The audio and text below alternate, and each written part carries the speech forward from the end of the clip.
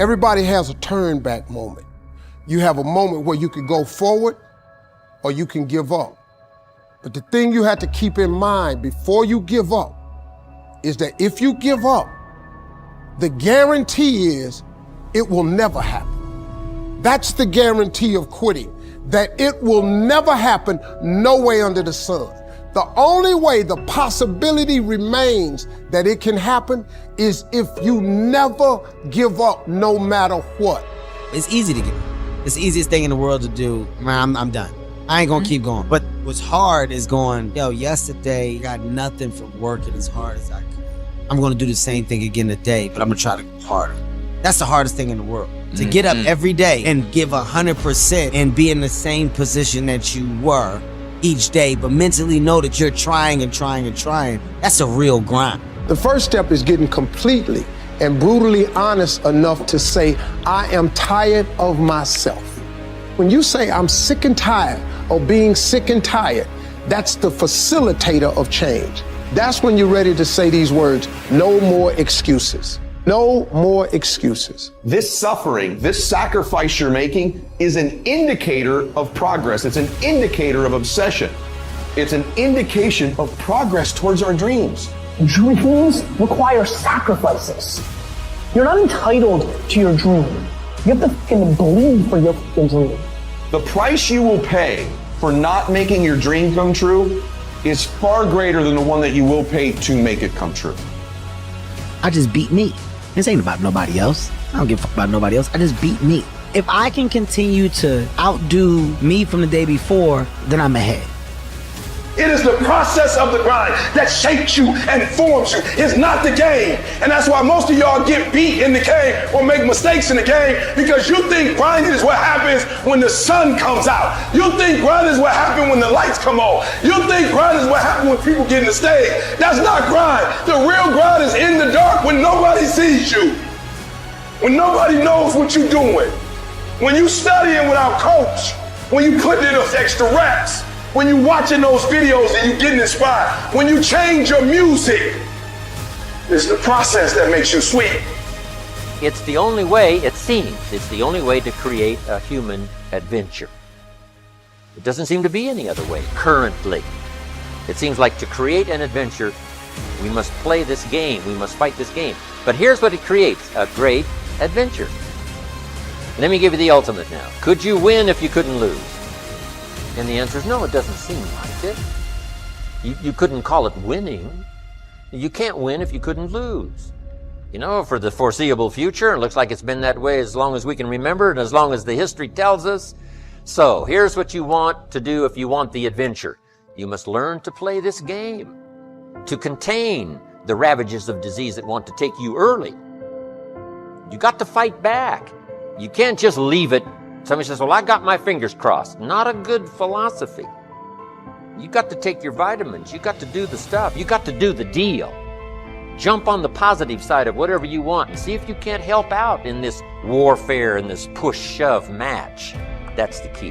If you think with such uncertainty, if you say the word maybe, then you're never going to make it. You have to get up and be absolutely convinced you're going to become a success. Your path to success starts right now with your daily studying. You have to do whatever it takes.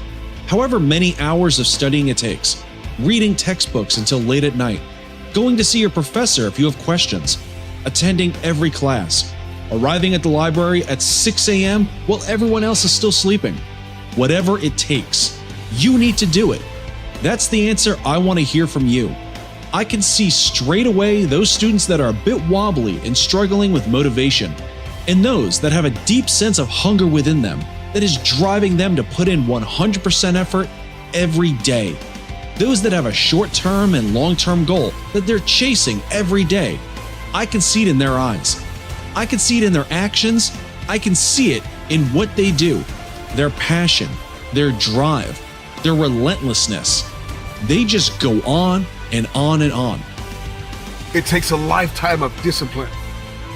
Can you surrender what you have possessed? Can you surrender What is possessing you? Can you surrender your time? Can you surrender yourself? Can you surrender your mind? Can you surrender your will? Can you stop choosing what's killing you? If you're going to achieve it, if you're going to manifest, if you're going to do this thing, then you're going to need some stamina. Come on, believe it. Come on, you got to start speaking that stamina over your life, speaking that endurance over your life. Believe it, believe it. If you're going to be extraordinary, then you can't make ordinary sacrifices. There are levels to sacrifice. There's sacrifices that everybody makes, sacrifices in every scene of our lives. And then there are some extraordinary sacrifices.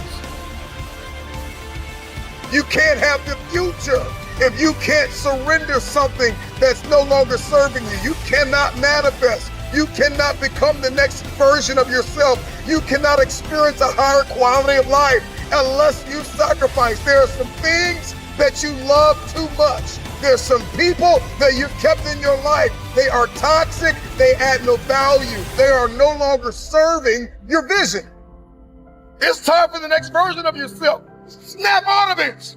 This version of you is not going to carry you in this next season. You're going to have to sacrifice who you used to be. Why do some people accomplish so much more in their personal and professional lives than others? This question has occupied some of the very best minds throughout human history. More than 2,300 years ago, Aristotle wrote that the ultimate aim of human life is to be happy.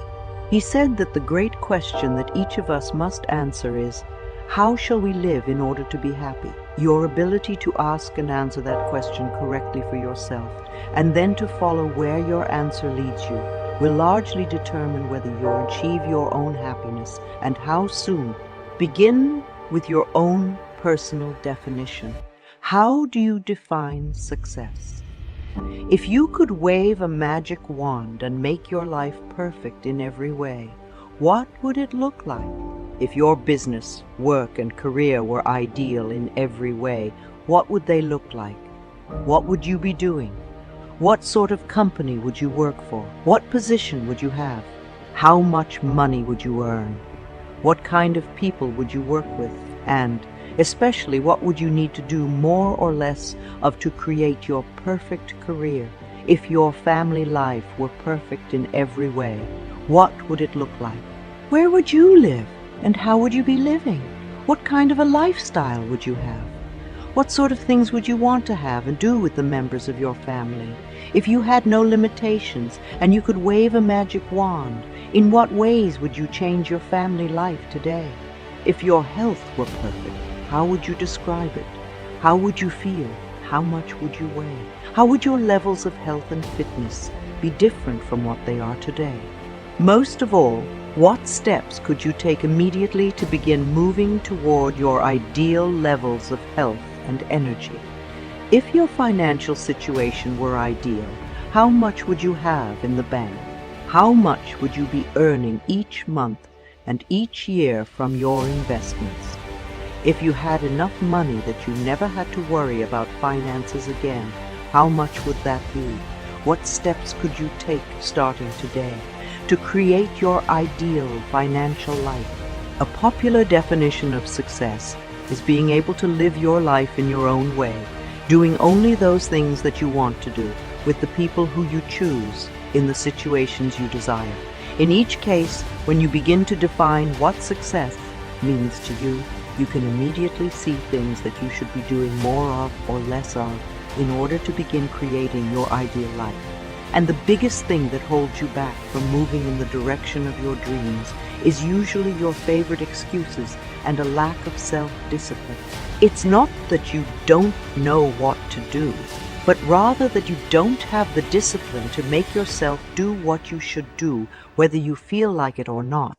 The indispensable requirement for hard work is self-discipline. Success is possible only when you can overcome the natural tendency to cut corners and take the easy way. Lasting success is possible only when you can discipline yourself to work hard for a long, long time. I learned the iron law of the universe, which made getting into the top 20% possible. It was the law of cause and effect, or sowing and reaping. This law says that for every effect, there is a specific cause or series of causes.